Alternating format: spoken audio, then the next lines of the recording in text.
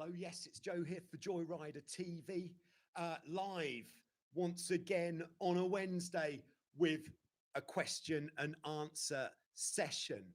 Just to point out at this time, if you do happen to be watching this and it's not Wednesday, the 27th of January this is 3 o'clock Greek time, then you're actually watching this pre-recorded later on, so I won't be able to respond to any questions that you have immediately.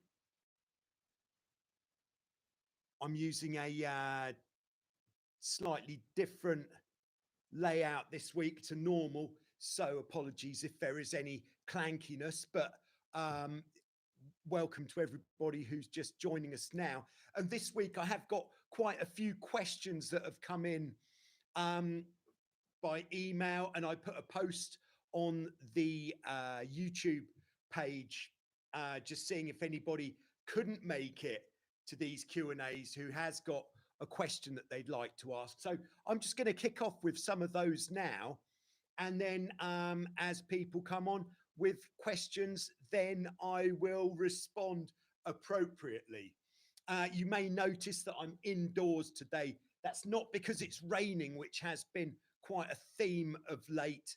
It's actually because it is blowing dogs off chains. But that's big dogs and big chains getting blown off out there today with some gusts of what must be in excess of 40 knots out there, which would be quite distracting. Hi, Tom. Good to have you on board. Nice to have you with us. Okay, so my first question that I'm going to look at this week is from Lorenzo in Italy. Lorenzo's got a Wildcat, which is an F-18 catamaran, quite similar. Well, not similar, but it's the boat from Hobie that came after the Tiger to be more competitive with the other F-18s that are out there. It's a more modern shape than the Tiger. Lorenzo asks, he's got to get a new jib for his boat, and there is an option of either having a fully battened jib or a half battened jib. Now, I would very quickly jump in and say, get the fully battened jib, especially if you're going to be racing. The fully battened jib is the only way to go. The reason that Hobie do a half battened jib, or they at least used to do a half battened jib, is because back in the day, that might have even been a jib that was back from the Tigers that they might still have in stock. But back then, the jib was on a furler, which meant you couldn't have the full battens. So you had to have these half battens. Sometimes the battens would be up at an angle. Here we go. Picture number one. Here is a jib.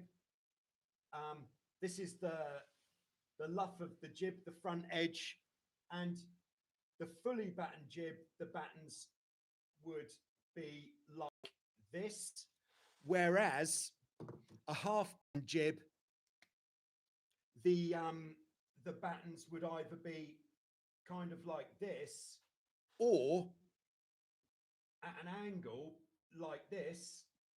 Just check, can we see that? Yes, we can. An angle like that, which means that you can roll the jib using a furler. But if you're not using a furler, then having the fully battened jib is the only way to go. The reason that the fully battened jib is better is because it holds the jib in a much more stable place. And if we kind of look at the shape of the jib from the top or the bottom, the curve in the jib, with a fully battened jib, you'll have quite an even curve like that. Whereas with a jib with half battens, you're likely, this is where the batten is, which is going to be stiffer, and then it's going to have a join. So you're going to get kind of like a hard angle in the jib where that batten starts. So definitely better to go for the fully battened. Also, the fully battened jib isn't going to flap as much because you've got those battens holding the shape. So there you go, Lorenzo. I hope that helps. And I hope that your Wildcat is running sweet. Hello to everybody who's tuning in. Hello, Tom. Good afternoon, Hutchie. I'm guessing that Hutchie is somewhere in Europe. Good morning from Pierre in Quebec. There's Kuro 5150. Good afternoon. First time in a few weeks. Allow me to join. Very nice. Good to have you on board. And hello, Robin in Florida. Hello, Steve-O in the UK. And hello, Thadaus. Hey, good to have you on board. Bad pronunciation of people's names is a speciality on Joyrider TV. Northumberland, aha, nice. All right, so for those of you just joining, I'm just answering some questions that I've had come in by email and on the message board on YouTube. Do let me know what you think of that as a means of communicating to the community, if that worked well for you, having a little poll on there as well to kind of promote a bit of engagement, which is always nice. So coming up, I've got questions from Greg, Nicholas, Matthew, Bernardo, Teo, Tim, Steve, Bob, and Max, and William, and Glenn, and Lucas, and Florian. Wow, and HJ. That's a lot of questions. Is that, yeah, this is before plucking, after plucking, generally just trying to keep it even there. All right, so I'm just going to keep firing through these questions that I've got. And this next one, I think you are going to like this. This next question is from Greg in Michigan, USA. And he says he's going to upgrade the blocks on his Hobie 16. Which blocks to go for?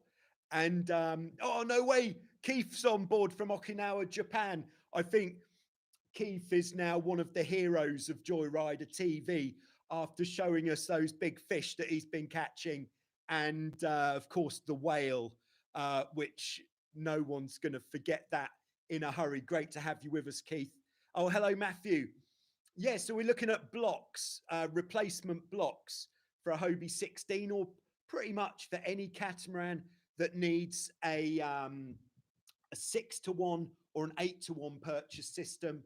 And the options that Greg has laid out, he's been taking a deep dive into the Harken brochure. Great place to start. As far as block brands go, you can't go wrong with Harken. They are more expensive than the others, but they last forever. We've still got Harkens that we're using here at Wildwind, which I'm sure we've had for about 15 years, and they're still working absolutely perfectly. So firstly, the upper block, so that's the top block, the one that would go onto the boom. The options given by Greg here are, would it be the 40mm or the 57?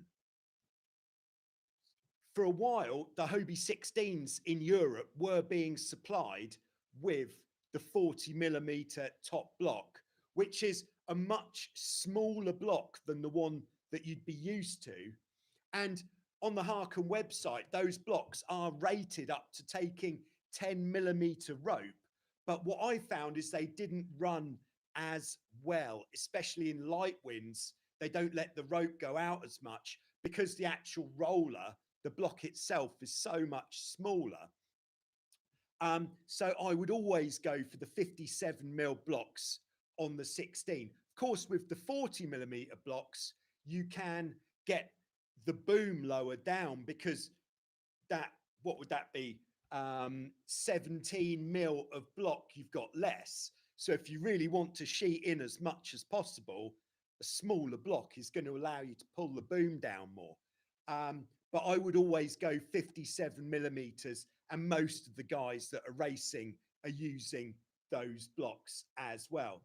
But with the top block, it's not as essential that it is a really high quality block. most blocks these days are of a very high quality, but you could go for any brand at all, as long as it's 57 millimeters with a swivel on the top and with ball bearings inside, then any triple top block is going to do the job. If you need an 8-to-1, of course, you're going to need to make sure that top block has got what's called a Beckett. So what a Beckett is, I'm just going to draw you a Beckett because I've got the facility for drawing pictures. So if this is a very rough picture of our triple block, a Beckett would be the bit that comes down underneath. So we've got the boom attachment there. That means you could attach either another block onto there, or you could tie the rope onto there. That's what a Beckett is. So that's the top block. And then the bottom block, definitely, if you can afford it, go for the Harken for your bottom block. And he's put out some part numbers here. I won't trouble you with the part numbers, but one of them, the options of the bottom block, is the more modern Harken bottom block, which has got more of a black appearance. And that's actually got an automatic ratchet on there. Oh yeah, just while we're here, Thaddeus, what kind of blocks on a Hobie Pacific? Exactly the same, except you're going to want 8-to-1 instead of 6-to-1. So with the 8-to-1, if I draw in the bottom block here, here's the bottom block. Okay, it's a bit exaggerated. And on the bottom block, we want to have a Beckett on there as well, because for our 8-to-1, I'm not going to try to draw it on now because I think I'll get it wrong. We need to put an extra block. If this is the cleat, okay, the drawings are really going downhill pretty fast here. If this is the cleat, we'll have a fair lead on there. Is anybody following this at all? And then an extra block on there, and we put an extra block on there, and that's going to give us our 8-to-1, which is what you need on a Pacific. But the bottom block, your options are the pressure ratchet block, which means the ratchet engages when the block is under a certain amount of pressure. The older style is the one that looks stainless steel on the outside or inox. And that is with a switchable ratchet. And those are the ones you want to go for because they are absolutely bomb proof. Whereas we found with those pressure ratchet bottom blocks, they're not quite as reliable over time. When they're new or in the first 5 years, brilliant. But after that sort of time, they don't run quite so well. So there we go. And what I would suggest is if you are looking for new blocks for your boat, look on eBay or other places like that, because the Harken, especially new, is pretty expensive. So it's worth having a look about online to see if anybody's selling stuff they don't want anymore. And you could save yourself a significant amount of cash. One other thing, if you're going on a 16, this is pretty specific, on a 16, if you're going from having 2 blocks coming from the boom, so here we've got the boom, just check we can see that. Yeah, so when you've got 2 blocks coming from the boom, you'll have 2 fittings on the boom towards the back. So one fitting like that, one fitting like that, and your blocks would have attached to those 2 fittings. If you are switching from those 2 fittings to a single fitting, then it is to have a good result, it's better to take one of those fittings off, or better to take both of them off, and then to rivet on one of those halfway in between. Reason is, if you keep it in the same position, then your cleating angle is going to be really wrong, very wrong indeed. So move it to halfway, and then the direct, because if the bottom block is there with the cleat, then if we're going from there, it's going to bring the cleat really low down. If we go from there, it's going to bring the cleat really high up. So we want to keep that angle the same. So put where the block attaches in the middle, and then ta-da, the cleating angle will be the same. There we go. If you are looking at doing that, and you want to be absolutely sure that you're fitting in the right spot, let me know, and I will actually go down and down to the beach and measure a boom to make sure that the measurement is correct. There we are. Okay, thanks to hello to everybody who's just tuned in. Great to have you on board. As always, just to fill you all in, keep everybody abreast of what's going on. I'm indoors today because it is blowing an absolute gale outside, and it would really be quite unpleasant and distracting. And I've had quite a lot of questions come in on the email and from the community tab on YouTube, which I'm going through. But I think what I'll do is I'll answer the live questions first as they come in, and then get back to the, let's call them the preloaded questions, because you've made the effort of turning up. So who have we got to? All right. Hello, Holly. Holly is in Oman. Would you believe we're really covering quite a lot of the world already? We're going as far as Japan, Oman, Canada, the UK. I would wager Germany's there somewhere as well. Noah, watching from Queensland, Australia. Oh, it must be the middle of the night there, or at least pretty late. Watching Australia, but a question. Okay, I'm sure. All right, so we've got the Pacific blocks question covered. Definitely worth getting the Harkins on the Pacific as well. Oh, Noah says it's 11 p.m. All right, so not too bad. Oh, we've got Alton in Cape Town as well. We've got Anders in Sweden. Everybody is here today. It's really nice. Teo, I believe, is in Norway. Brian in Ontario, Canada. Oscar, he's got a Hobie 20 Miracle, which means he must be in the States.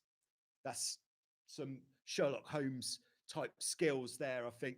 And you can't learn skills like that. You're born with them or you're not. That's how it is. Sorry about that.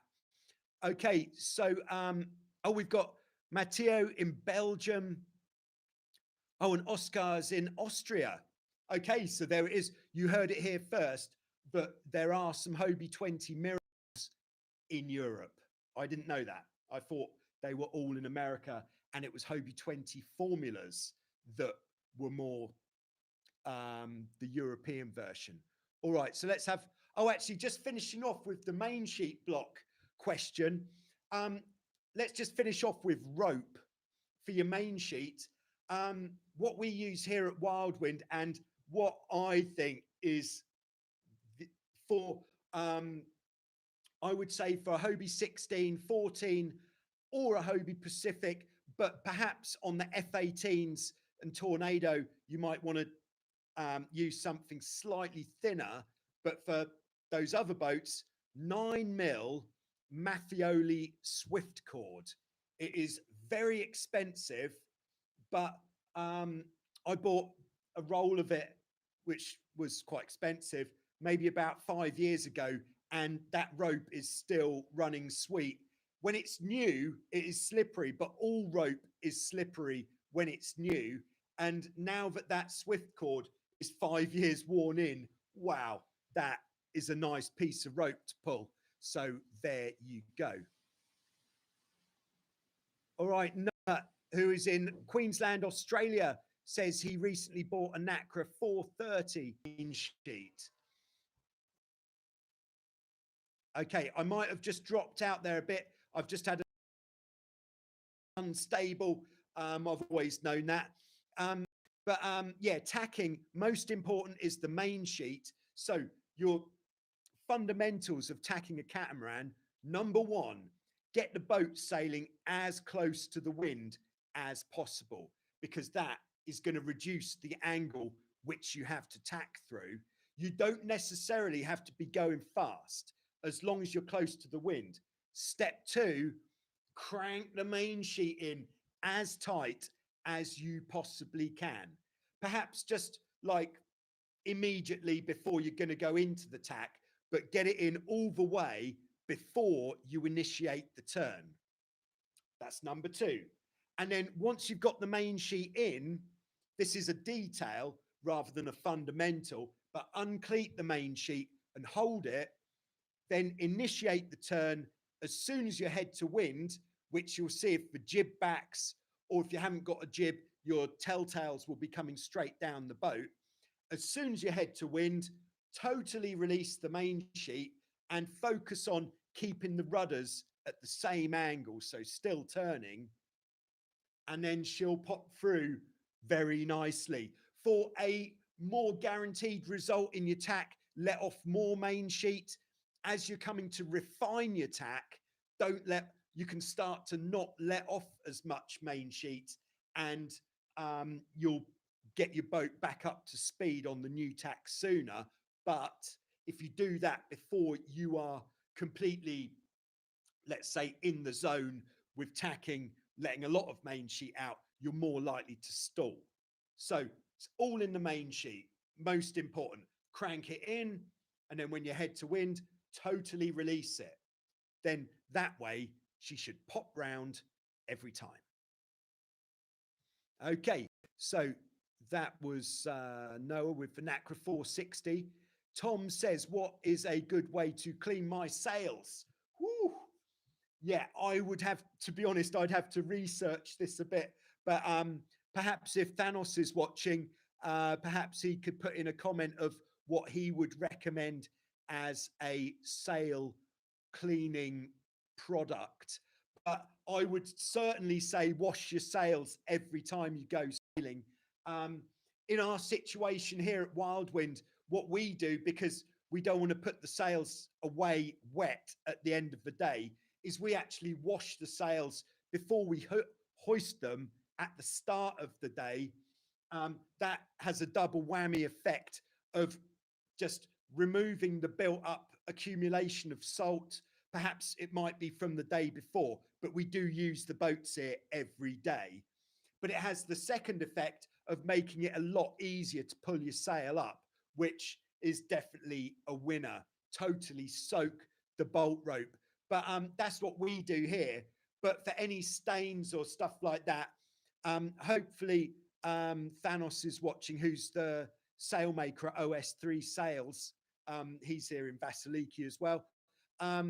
Otherwise, I'm going to have to do some research, because sails are delicate things. And if you use the wrong product, you could damage your sails. Let's not do that. All right. Thanks for the question there, Tom. All right. We've got Oscar.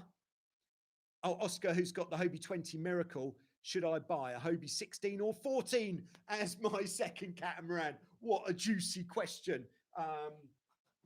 Yeah, if you didn't know, everybody needs, once you've got one catamaran, you need a second catamaran. It's essential, of course. And it depends on, are you with your second boat, are you going to be sailing more single-handed or double-handed? If it's more single-handed sailing, and perhaps your body weight is, let's say, less than 80 kilograms, go for the Hobie 14. Whereas if you're a bit heavier, or if you're going to be sailing more in lighter winds, or, oh, sorry, Siri's having a pop on my telephone. How peculiar. All right. Wasn't expecting that. Yeah, if you're going to be sailing in lighter wind or occasionally sailing with other people, then I would certainly say the 16 would be the better choice. There we go. We've got Brian B, Ontario, Canada.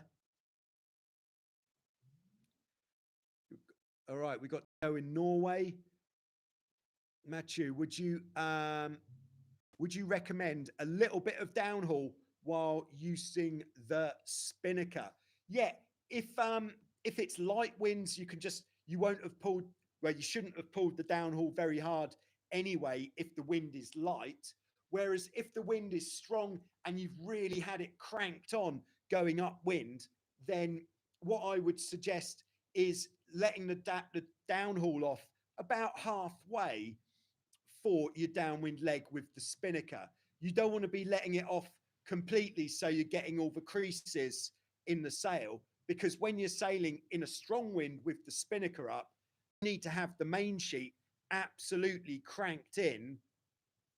And if you've got the main sheet cranked on with zero downhaul, it's going to have this horrible effect of kind of like crumpling the sail up because you're not pulling the luff tight. So you need to have some downhaul on if you're going to be cranking the main in. And if it's windy and you're using the spinnaker, you need to crank the main in. So there you go. So about half. You could get yourself a Total Joyrider calibration strip for your mast, and that way you'll know exactly how much to let the downhaul off. Not that on there it says this much, but there's numbers. Okay. Anyway, cracking on. Hope everyone's having a lovely day, by the way. Thanks for coming. And yeah, it's nice that you all made it. Just scrolling back. Yeah, I'm broadcasting from the laptop computer today instead of the telephone because I'm indoors. So I thought I'd try it, see how it worked. And it certainly seems to be a very pleasant interface. Okay, so yeah, we got Anders. He's in from Sweden. Anders there, I think in was it third on the on my personal speed stick. Anders was doing all the good work at the front of the 16. Got Alton in Cape Town, Teo in Norway. Fadaus says, are you watching the Vendée Globe? No, I'm not. No, strangely, I don't have much time for watching very much or following stuff. Yeah, don't know where the time goes, but it certainly goes. But I will certainly, I said it last week, probably, I'll certainly check it out. Okay, Oscar is in Austria. We've got Paul in Bavaria, Germany. Ahaha, the plot thickens with the 20 Miracle. Oscar imported his Miracle from the USA, which that was why I was caught out a bit there. So I'll stick to my guns that the Hobie 20 Miracles are only in the USA and not so much in Europe.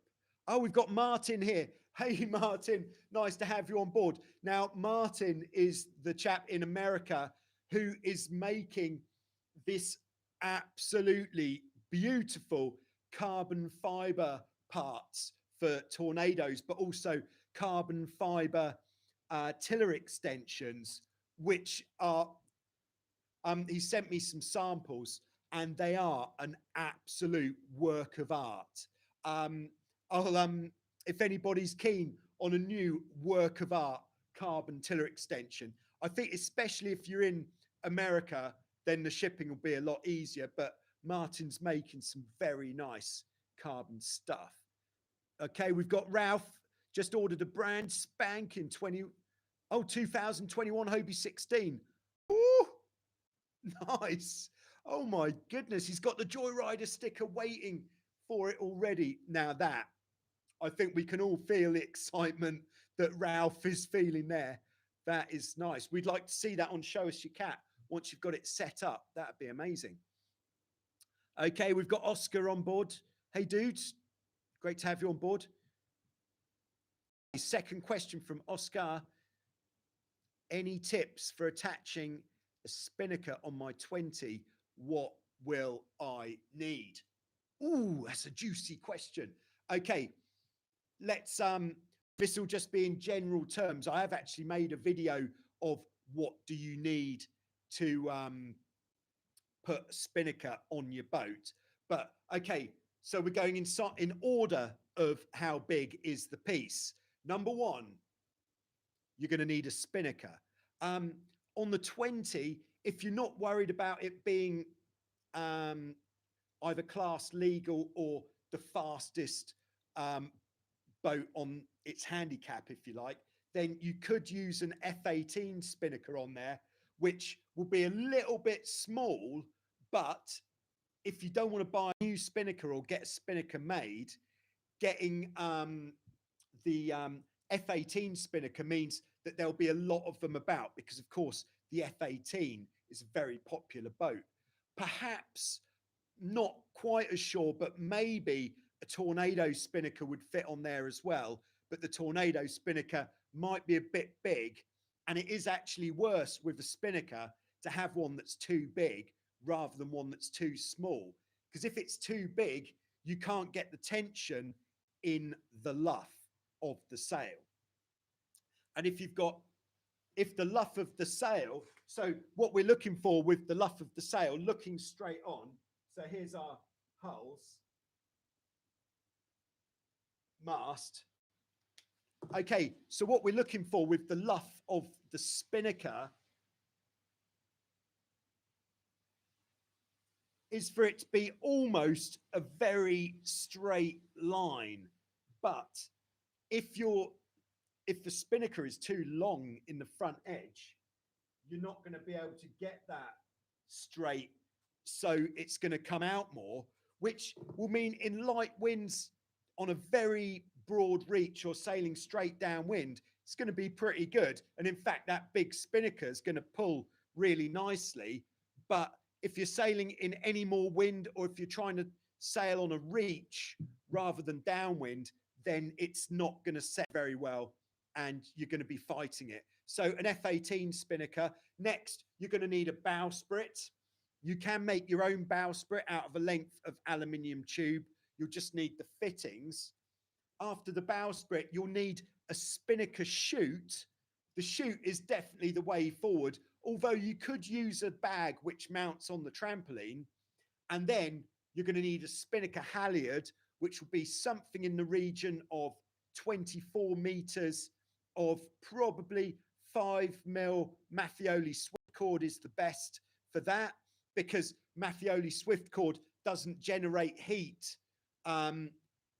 Like you won't get rope burn from it, so it won't burn holes in the sail. So it's definitely worth spending the money on the rope, but that's 5mm. And then you'll need a handful of little blocks and cleats. There we go. If you message me later on, I will send you some links to some videos that say everything about putting the spinnaker on a boat. Thank you. Okay, Anders from Sweden.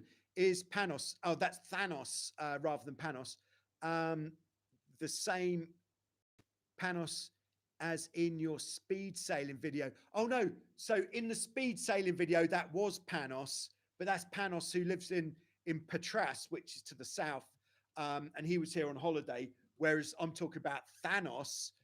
Think Avengers Endgame with the big glove. Yeah, it's Thanos. He's not a bad guy like that film made out. He's the sailmaker at OS3 Sails, and there we are.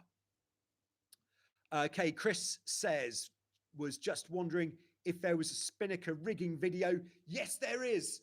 And for any links to videos, I will try to remember to link them here later on. But otherwise, if you just leave a comment on the video later after it's uploaded, I will put all the links there. Or you could alternatively go to, in any of my videos, there's a link to the index of videos. Go there, and there's a whole section on using the spinnaker, and you'll find what you need there. But otherwise, just send me a message by any means, and I'll send you the link. Okay, we've got Rob. I believe Rob is also in South Africa, I think. Okay, then Robin asks, why did you decide to move to Vasiliki, and what do you like about Greece? And would you recommend living there? Yes, yes, And yes, what I like about Greece is firstly the gyros. The gyros is one of the most delicious things that you can eat. But the the thing that attracted to Vasiliki first was well, that I heard about Wild Wind Sailing Holidays. I'd been working at Grafton Water in the UK, heard about Wild Wind Sailing Holidays, and somebody said, you should go there. It's good and it's hot and windy. And I didn't actually think that hot and windy existed. I got here and it was hot and windy. And what else do you want? And there's the most ridiculous fleet of boats here. So, but living in Greece is very nice. It's a very chilled out, relaxed way of life. But that is very much because we're living in a village. And at the moment, there are so few people about that you don't really notice the effects so much of the pandemic because there's so few people around. And yeah, it's just a really, really nice place to be. All the local people are super friendly.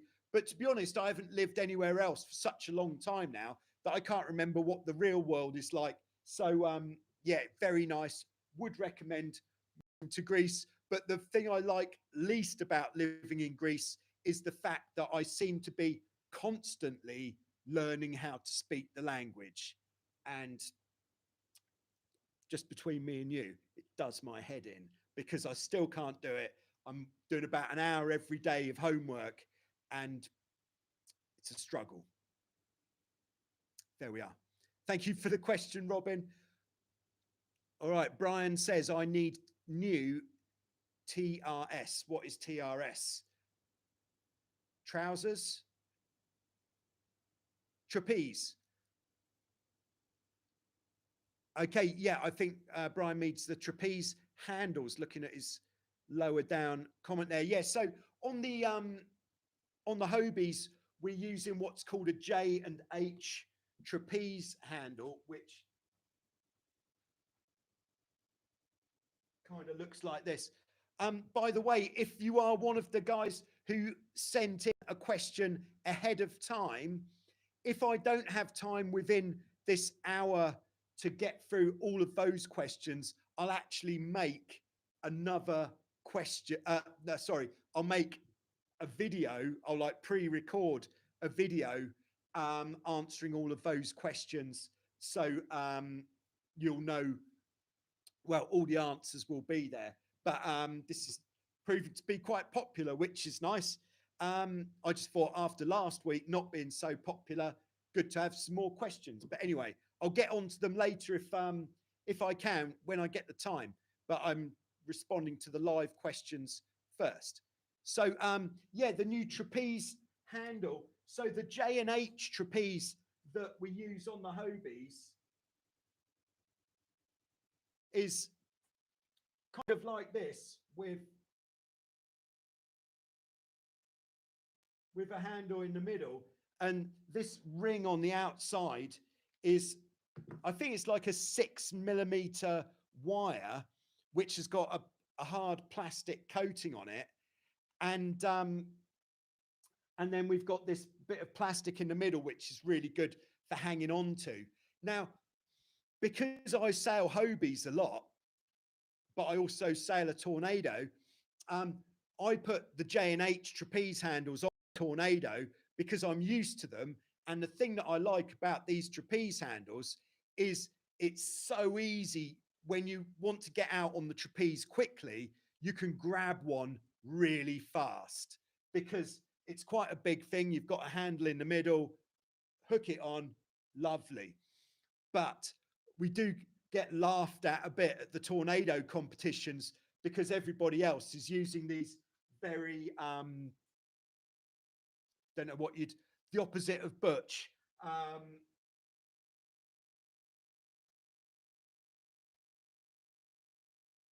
These sort of trapeze rings, or maybe even old school, a trapeze ring like this, and then the rope would tie on like on here. And with these style of trapeze handles, what you can do is hook into this ring, not handle, sorry, rings, hook into this ring or this ring, which gives you a bit of range before you start using your adjustment on the trapeze. But with but the ones like this are very popular, where it's just the single ring and then the rope comes down the middle and you have a knot in there to stop it from coming out. But I find those a bit fiddly to grab, but that's because I'm used to the J&H. Okay, that's my view on the trapeze handle. Would you recommend the can't miss handles? Oh, I don't know what a can't miss handle looks like, or the can't miss with the ball. Yeah, so on some boats, like a lot of monohulls, so you'd have a handle up here, let's say, but on some boats like monohulls, they have like a disc instead of a handle, so there's no right way to grab it. Or a lot of people used to use a tennis ball cut in half, filled with epoxy, hole drilled down the middle. So you go to grab it and you always grab it the right way. Oh, see you, Charlie. Good to have you on board, Charlie. Sorry I didn't get around to saying hi. We're talking tennis balls. Yeah, so there's some options there, but I'm definitely a fan of the J&H, and then most rigging, if you buy it, comes with the normal sort of trapeze handle, which for cat sailing, I think is absolutely fine. Okay. All right, we've got Brian. Brian is thinking of changing my FX1 to a separate tack line, like an F18, F16. Yes, we've done a lot of thinking about that out here. All of our FX1s here, we use a single line system, because when you look at it, you think single line system for a single-handed boat is going to be easier, right? But in actual fact, the single line system isn't easier at all if you're single-handed, because you've got to, once you start pulling it up, because with the line system for the spinnaker, when you start pulling it up, it's pulling it up and out. So it's, whereas with the separate tack line system for the spinnaker, what you could do is pull it out first, steer the boat a bit, and then pull it up, and you'll have much less sail to pull up. And the same goes for pulling it down as well. So you could leave the tack out, pull it down so the spinnaker's in the chute mostly, and then steer the boat a bit and then pull the other end in. Although overall it will be a little bit more time consuming getting the spinnaker up and down, the actual ease in which you can do it, and yeah, how easy it is going to be much better with a separate system. That's what I think. Okay, Monica. Hello, Monica. I received my new passport yesterday, planning on Vasiliki in 2021 to sail in the sun, I believe those pictures mean. What a good idea. Oh, it'd be very nice to have you out here, Monica. And yeah, we'll see you in the summer. I'll have a 16 rigged and ready for you to go. Okay, it says, love your, I think that's a picture of a beach in Vasiliki. Thanks, Teo. All right, Shepherd's Home Repair. Joe, thanks for all you do. Thanks for tuning in and making it all so worthwhile. And don't forget to hit the like button on absolutely everything. If you're bored later on, go through all of my old videos and hit like on all of them. What a great thing that would be to do. Okay, Robin says, do you have a video for training crew new to sailing? I wasn't able to find anything on YouTube. No, I haven't done that one yet. It is definitely on my list of videos to make as soon as the weather is up to making some videos outside. So there isn't one, but there will be.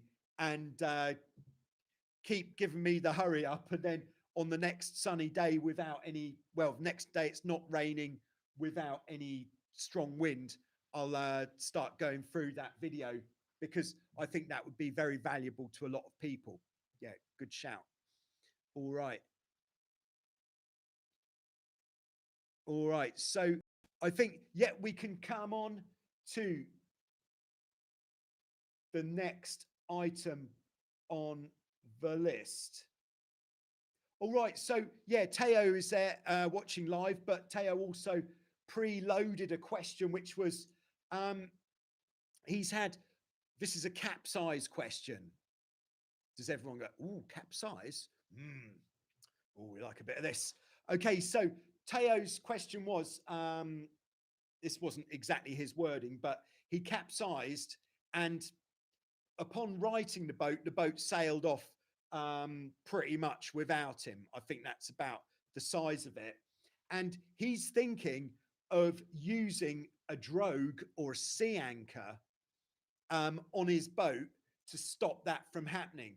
Now, this isn't actually something I've ever thought about doing, but I really like the idea. This could be a bit of a game changer for righting your capsized boat and making it a lot safer. So,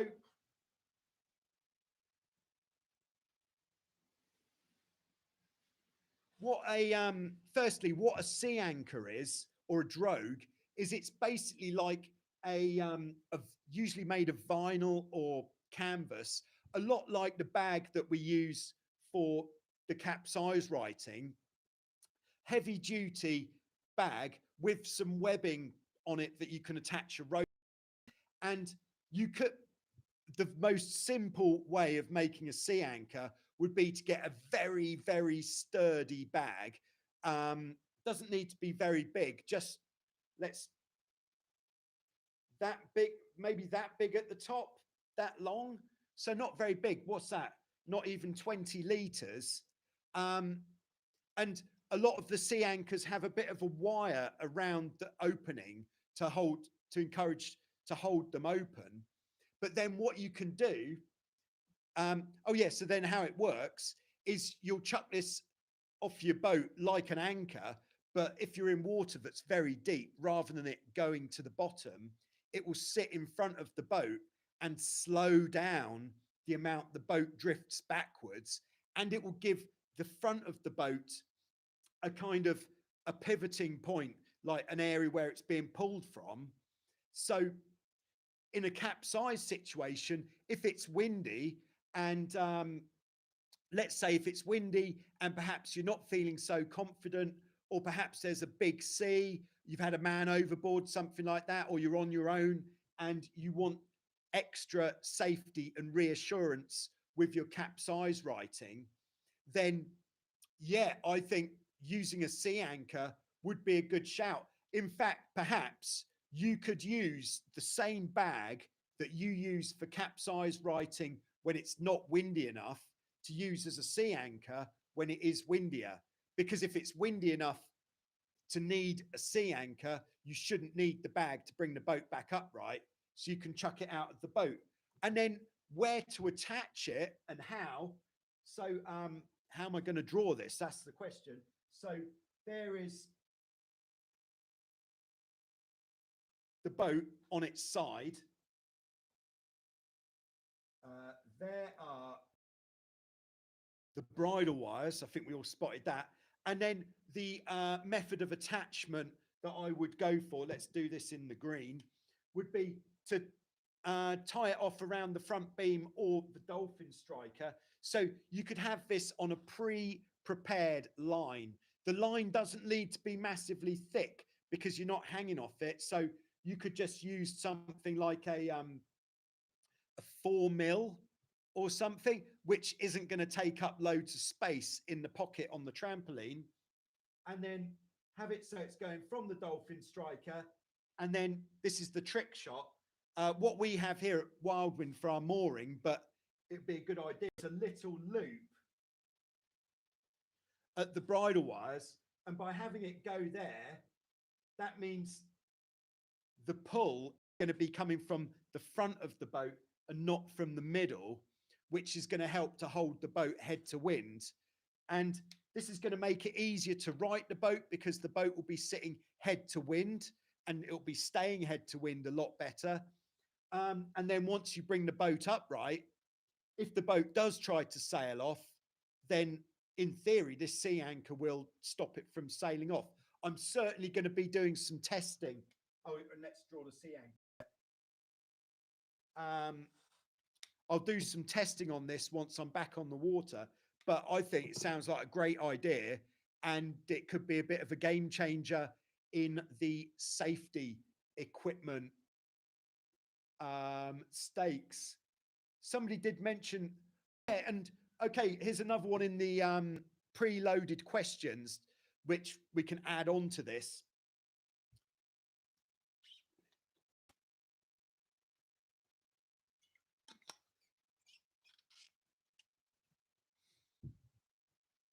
And this kind of, oh, here we go. Anders has come in with a good idea as well. If you're using the writing bag to bring the boat upright, if you leave the writing bag in the water afterwards, that will act as a sea anchor as well. Now, the one thing with this is the writing bag would be in the somewhere in the middle, like here, which means when the boat is upright, when the boat is upright, that bag would be in the middle, which might encourage the boat to bear away. Because if, as we know, when you're holding a catamaran, you want to hold it at the front. But I'm sure there's a way that we could do it.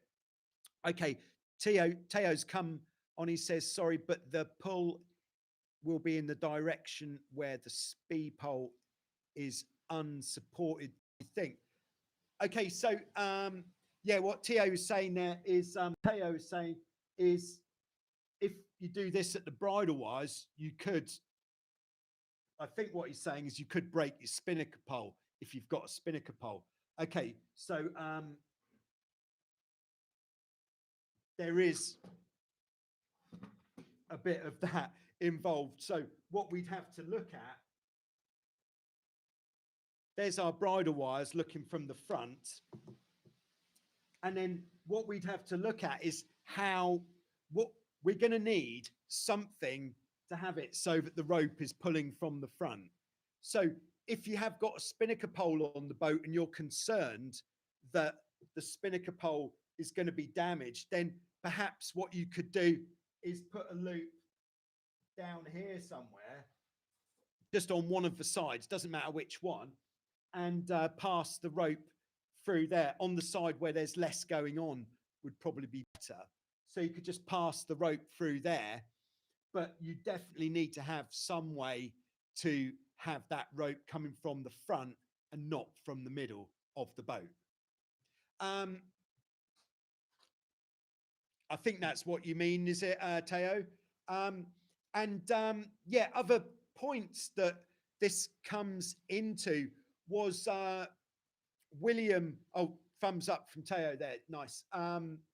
William said, whenever you go out sailing, this was not a question so much, just this is what people should do. Whenever you're going out sailing, if you're sailing with a new crew, so perhaps this is one from Robin's question earlier as well. If you're going out sailing with a new crew and there is a chance of a capsize, make sure the crew is briefed in what to do in the event of a capsize. Very good idea. Such as the most important things, if you're on the trapeze and you capsize, try not to land on any hard stuff like the mast, the boom, spinnaker pole, daggerboard, all that kind of stuff. Second thing is once you're in the water, get out of that space. Picture's gone. That space which could be underneath the trampoline, number 2. But you have to tell them this in a way that isn't going to scare them. That's important. And number 3 is if they are in the water, tell them that they have to stay somehow in contact with the boat so they don't become separated. There we go. All right. So there we go. So that's William's question done. Teo's Dro question. And all right, continuing. Let's all right, just scrolling a bit. I'm just doing a bit of reading. Thanks for all the comments, by the way. Nice to have you all with us today. Don't forget to hit the like button at some point. Oh, we've got Max on board from snow-covered Rosenheim. Max asks, I believe Max has got a Dart 15. We did, or a Sting 15, Sprint 15, whichever vintage it is. Oh, he was featured in a previous Show Us Your Cat. Max was asking where to put anti-slip on the boat and what the best method is. I would always use a neoprene or rubber anti-slip, and I would generally stay clear of the stuff that comes with its own built-in adhesive, although I have got some here to try, which Dave from North Carolina sent, which I, to be honest, don't tell Dave, but I still haven't put it on. It is on the list of things to do. But getting some contact adhesive, that's the glue that you want to use. And then on a Dart 15, because the Dart 15 is quite low to the water, you want to make sure it doesn't come down the hull too much, where it's going to be getting battered by the water when it's on the leeward side. So just like an inch or so along the gunnel. So where this is the gunnel, so where the deck meets the outside of the hull, just to put like an inch on top, an inch down the side, all the way down the side there, that would do it. And wherever you're going to stand on the trapeze, that is the spot to put it, Max, I would say. Smash him. All right, just all right, just so we've got Robert on board. I can't even, what is that picture? It's like a hand like this with some sparkles out the top. Thank you. I appreciate it. Okay, we've also got Tim on board. Hello, Tim. And we've got Ted, who's in Athens. Very nice. Is it windy in Athens, Ted? It's blowing dogs off chains here. And we're not talking small dogs. We're talking big dogs off big chains. That's what we're talking. All right, I think I'm just going to crack on through rather than making another video to answer these other questions. For everybody tuning in live, if you could, no further questions at this time, we'll have to wait until next week. What? But if there's anything pressing, put it in the comments later and I'll come on to it. Okay, just still reading here. Stephen, hello, Stephen. Is that Stephen at Grapham? Is it bow drogue shoot might help getting head to wind, struggle getting head to wind solo? Yes, there we are. Oh, hello, Vinny. And hello, Bob. Bob is present. So, yeah, Bob got in touch earlier and this is exciting for Bob. Everybody get ready for this. But Bob has just bought a 2001 Maelstrom Tornado. That's about the same age as both of the Tornadoes that we've got here at Wildwind. And the Maelstrom is definitely one of the best that you can get. There's certainly the most abundant. Bob can't wait to sail this bad boy. And he asked, did I ever sail the Tornado single-handed? And would it be possible to sail the Tornado single-handed just with the mainsail in the same way that people sail a Dart 18 single-handed, for example? I would say yes. Yes and yes. But no, I've never actually tried it. The only time I've sailed the Tornado single-handed is during man overboard recovery um, procedures and not for an extended period of time. But I don't see why the Tornado wouldn't handle nicely just with the mainsail. It has got, the Tornado does, as standard, have a very large jib. So you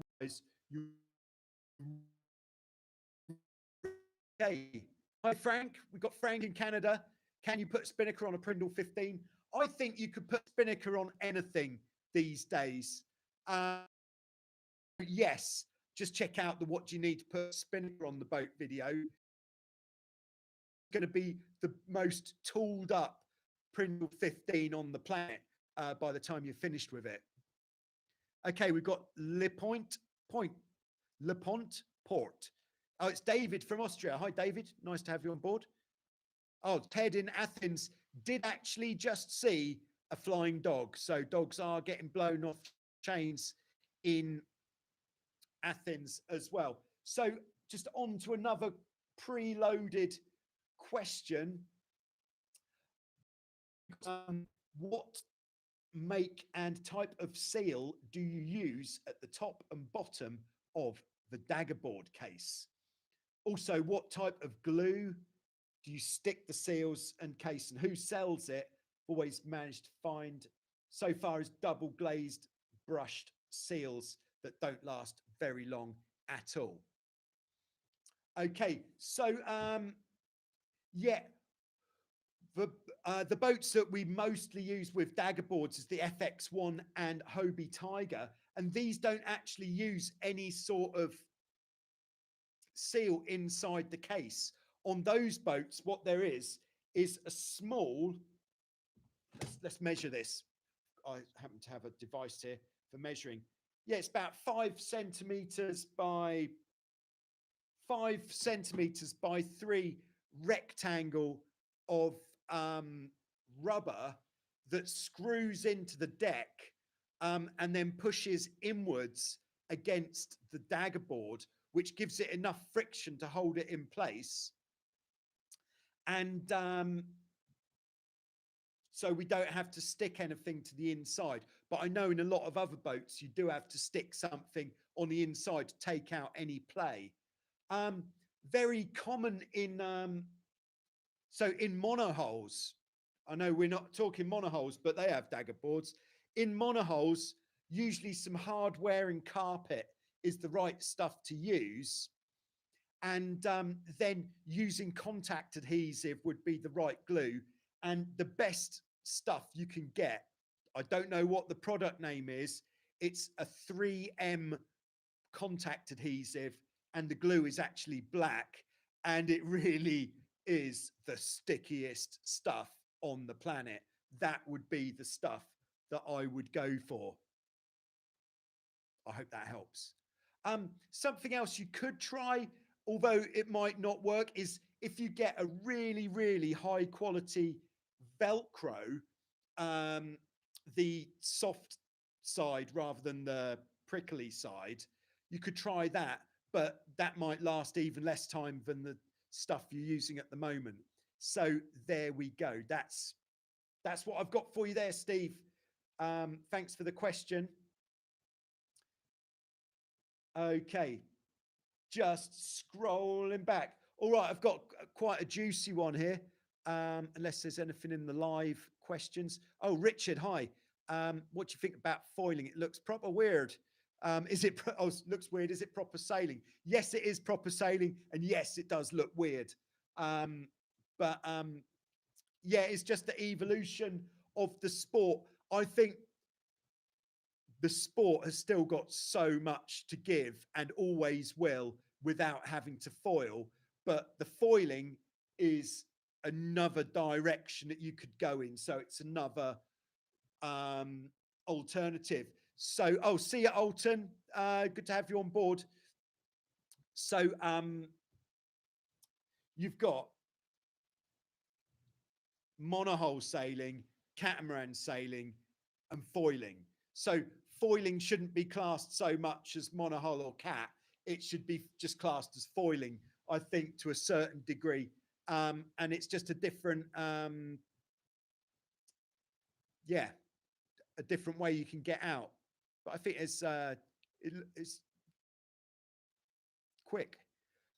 Paul Z, War Z from Australia. Great to have you on board, Paul. Thanks for staying up late. Okay, Teo says getting the mast upright is a challenge because as soon as it comes out of the water, wind will rotate the mast to the leeward side where you need the wind to be as well as the weight of the mast. For real. Okay, we're just into the quick answers now because we've been at this for 1 hour. I think what I'm going to do is go through the rest of the questions in a separate video, which I will aim to put out tomorrow so that I can wrap this up. But Stephen from Grapham, seemed to be Felixstowe. Great choice. I'm actually from Felixstowe myself, and there is some good sailing to be had there. Okay, I think everyone's chatting between themselves a little bit. And all right. In fact, I'm going to crack on, seeing as we're here. So we've got HJ who says, you're going to like this. This is about Hobie 16 Dolphin Striker tension. Whew. So here we go. If we look at the 16 from the top,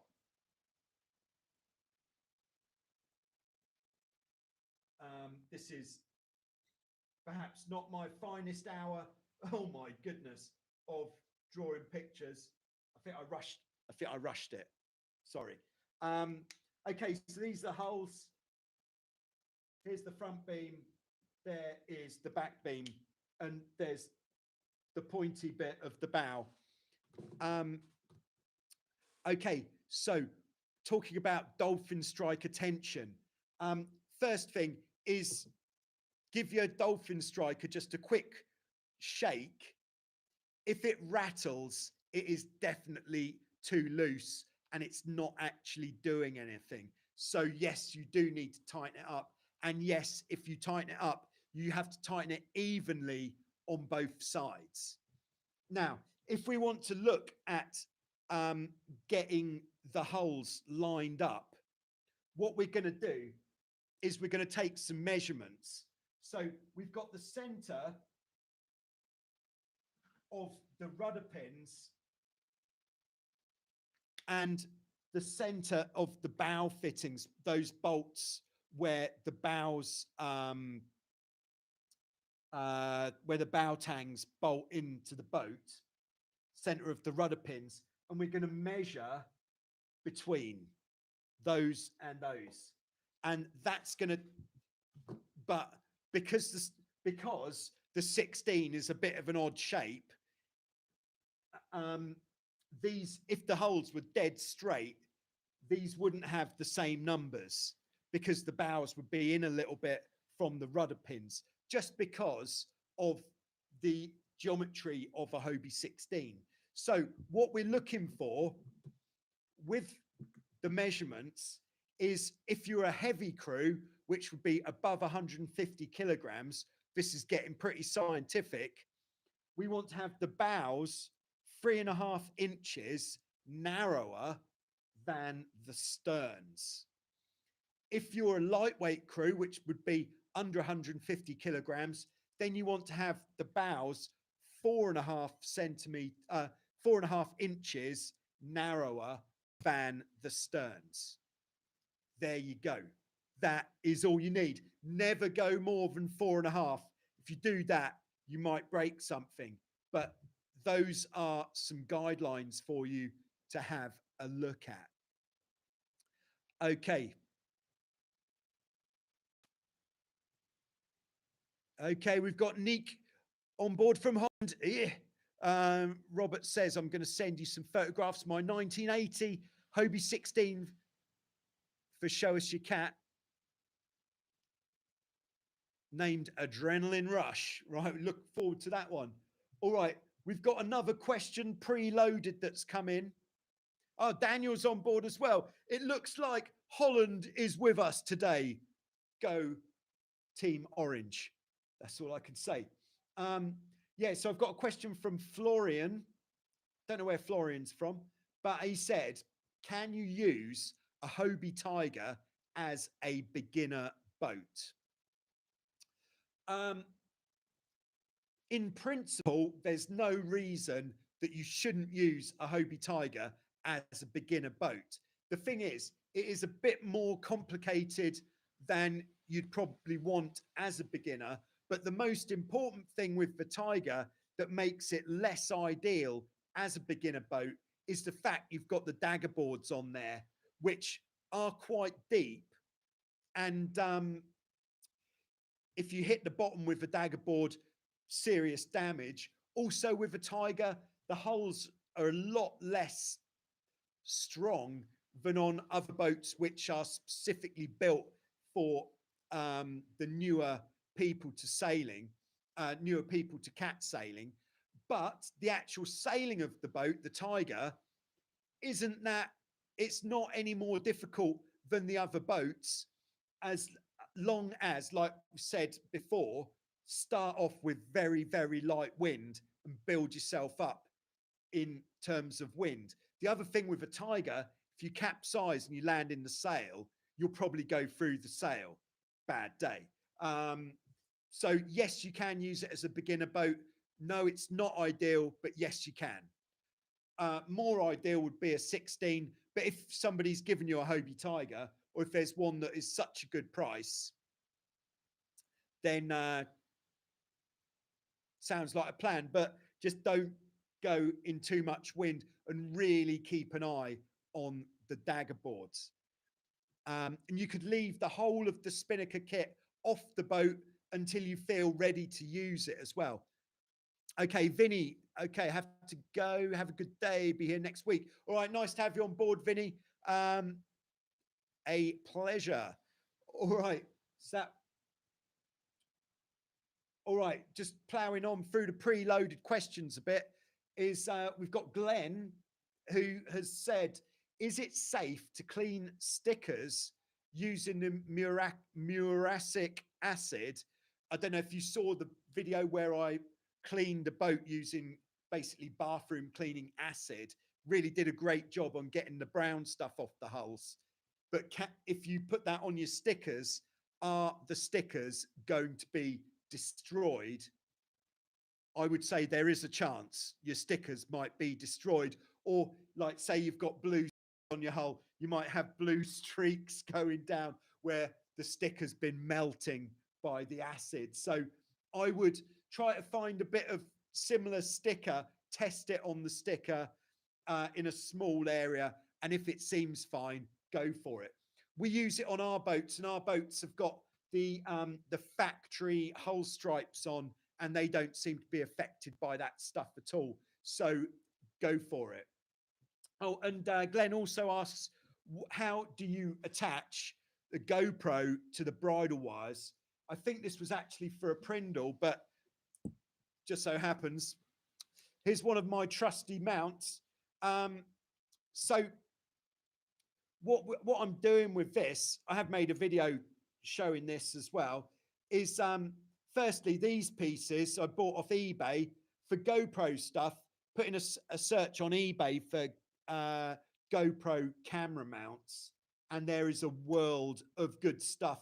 A lot of it from China, which means if you order it now, by the time it arrives, you'll have forgotten that you ordered it, and it'll be like Christmas, although not as good. But that's quite fun, and it's really cheap as well, buying the stuff from China. So I bought this. This was actually part of a bigger set of these type of metal arms. I've got a bolt there, and what I do is take the bolt out, put the chain plate for the jib in this gap, wind that up so it's clamped in hard, and then I'm just using some normal GoPro, what I call Lego, there to attach the camera, but I've actually bolted this piece in so that it's sturdy, and of course always tie it on. Never trust this plastic stuff, because this plastic stuff does break. The metal won't break, but always tie your camera to something that is not going anywhere. There we go. All right. So just continuing. So I've still got questions. I'll come on to everyone's live questions in a second. I've got questions from Nicholas, Matthew, Bernardo, Tim, and Lucas still to come. Yeah, I'm feeling that those guys' questions, we're going to be putting those in a separate video because I need to wrap this up pretty soon. Been going for 1 hour and a quarter now. This does make up for last week, of course. Can't sail, so we look at this. That's all with sailing. Okay. Frank asks, what about on the Prindle, the tension on the Dolphin striker? To be honest, I absolutely don't know. I've never sailed a Prindle my whole life. I really want to, but there's just not so many about, especially in Greece. But I would certainly go for phase 1, give the Dolphin striker a rattle, and if it moves, tighten it up a bit. But perhaps have a look on any Prindle sailing forums on like the class association, that kind of arena. Okay. Oh. Okay, this is a name that I can't pronounce. Amalado. Is it possible to foil a Hobie 14 or 16? We've talked about this before. End result, no. You don't want to. It's too much flex, I think. Although Dio said, I'm sure someone did it. Ooh, I don't think it would have been very successful. Okay, Daniel says, do you know a good place to buy used or new Hobie 16 sails? All right, for you, Daniel, I would say, because you're in the Netherlands, head straight to Hobie Cat Holland in Noordwijk, speak to Johan, see what he's got. A Hobie Cat in Holland, doesn't matter where you're from in Europe, worth a look.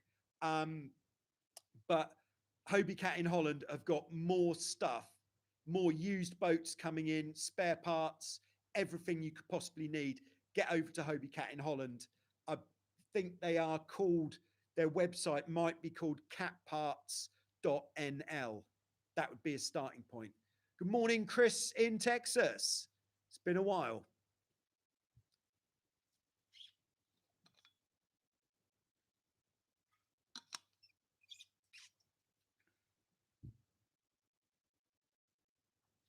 Okay, so we've got Christopher. Could you explain how an old design like the Hobie 16 could have such a high top speed when the newer F18 can't go that fast?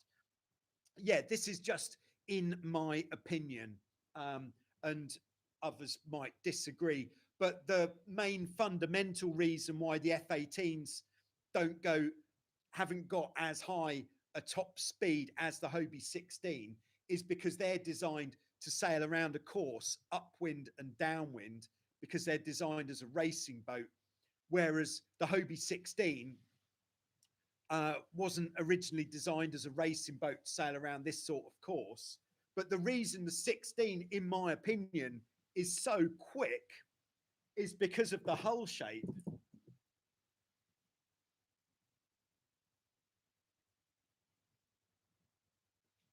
All right.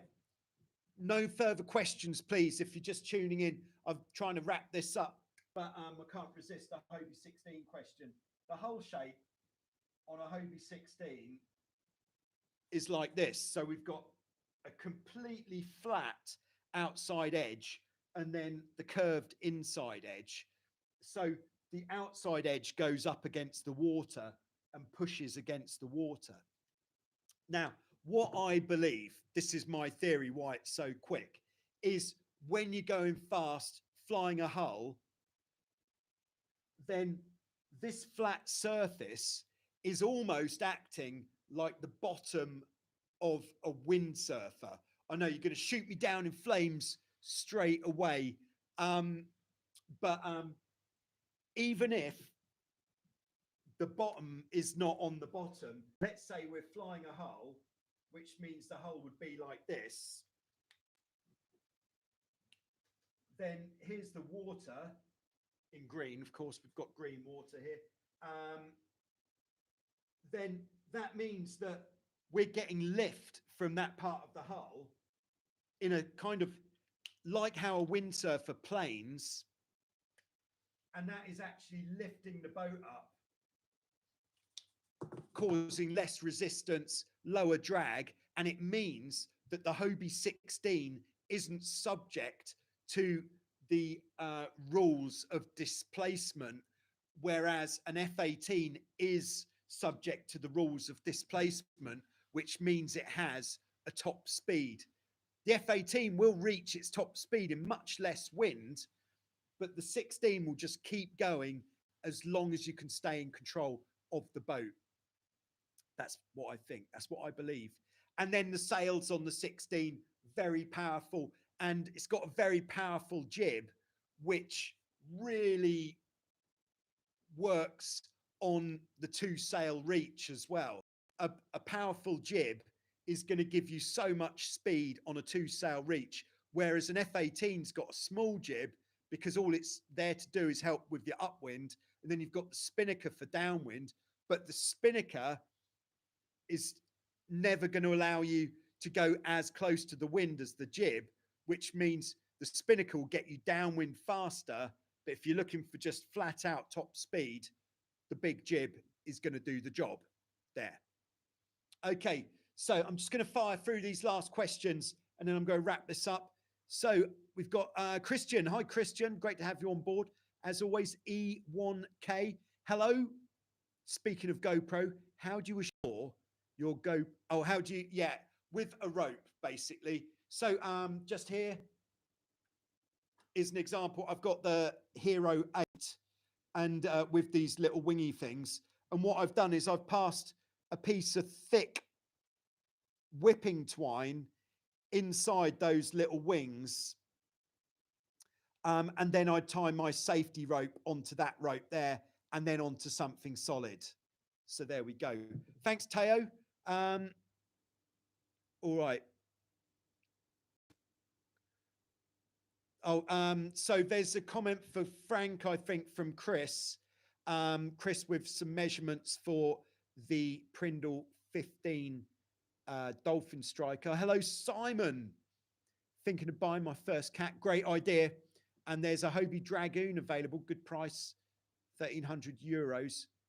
Okay, yeah, the Dragoon would be a good choice of a first cat if you are looking at doing most of your sailing either single-handed, or if your total weight on the boat, let's say, is going to be like no more than 120 kilograms, then the Dragoon should be good for you. It is a very easy boat to sail. It is quite small. It's only 13 feet long. But yes, it is a completely viable option as a first boat, especially if you're sailing single-handed. The Dragoon was originally designed as a youth class to get, you know, for them to start on. So if it's for 2 younger people, maximum weight up to about 120, then we're really winning. But if you're going to sail single-handed or perhaps with a youngster on board, assuming you're a grown-up, but your typing skills are very good, so I'm assuming you are, then I think it's a good one. But other recommendations at a similar price point would, of course, be the ubiquitous Hobie 16, always a good choice there. But I'm just firing through the questions now. Got Timon. Hey, Joe, how important is the mast rotation on an FX1 or others? Yeah, I would always poke my mast rotation pointing at the leeward shroud. That's going to give us the best airflow. And that is what I do. I don't generally move mine very much, but some people absolutely swear by it. But what the Greek Olympic team, what they say is have the mast rotation pointing at the shroud, keep it in that position, and then keep cranking in the downhaul as the wind gets stronger. And then once you are absolutely full power with the downhaul on full, and you can't handle the amount of power, then bring the mast in more so the rotator bar is pointing at the back beam corner, and then start again with the downhaul from that position. But for me, I just leave it in the same spot. Make sure it's not any further in on your downwind leg, because you could risk damaging your mast with the spinnaker up. Okay, Timon says, how do you use your external microphone with your GoPro? I'm using the Instamic, which, where is, oh, yeah, that's what I thought. Sorry. Yeah, so I'm using the Instamic, and with this one, it actually records onto itself, although you can do it with Bluetooth as well, but I record onto itself. It's got a little, the smallest hard drive in the world in there or something scientific. And then I sync the audio afterwards. And it works really well. And this is completely waterproof as well. Okay, just firing through. No more questions at this time, please. Mean Boot says OB16 is fast because no dagger boards. That's going to help as well, because the dagger boards, when it's not actually needed, it's just causing drag under the boat. Okay. So Stephen says, windsurfing instructor here, possibly the sharp rail to help the water fly off as a planing surface. Simon says, this is Simon about the Dragoon, quite young and would mostly sail by myself, weigh about 40 kilos. In that fact, the Dragoon is definitely the right choice. Yeah. Yes, I should go for it. Another, all right, another good thing with the Dragoon is that you can take it on a trailer without dismantling, although that is true for a lot of catamarans. But the Dragoon certainly is an easy boat to transport. Right now, I'm sailing a 20-foot trimaran with my dad. Want to get my own boat. Great idea, Simon. And we look forward to hearing how that develops there. Very good. All right. So I think I'm going to wrap it up there. Thanks very much. Again, if you sent in questions and we haven't yet got round to them, I'm going to make a short video just going through those questions. Unless, in fact, there's just one more I wanted to go through. Matthew in Sydney, Australia says, what are the biggest waves you would sail a 16 in? I would say it really depends on the wind strength. And the two go hand in hand, of course. But if the waves aren't breaking, then I don't think, it just depends on how brave you're feeling. If they're not breaking, you could go out in the biggest waves that there are. But if the waves are breaking, then that's a different story. Certainly breaking waves, I wouldn't go out in bigger breaking waves for, like, I don't know, 1.5 meters or something. Anything bigger than that, if you mistime it, you're going to get turned over. And if there's a powerful wave driving your mast into the bottom, then you're going to need a new mast. All right. But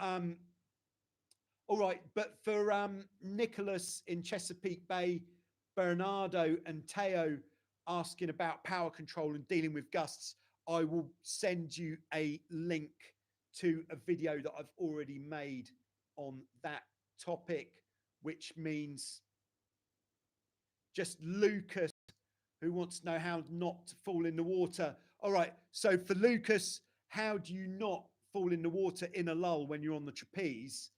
I would say in marginal conditions, shorten your trapeze wire, and that means you're less likely to go in the water. But also make sure your trapeze harness is tight enough as well.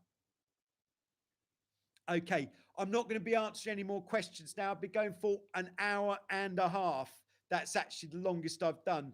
So thanks very much. Sorry, Adam, I'll have to come back to that next week. I'll make a note of it and I'll put it on my list, first question to come to next week. But thanks very much for tuning in, and see you next week with some more If not, I'll see you on Sunday with some Show Us Your Cat. Thank you very much. And thank you very much. Cheerio.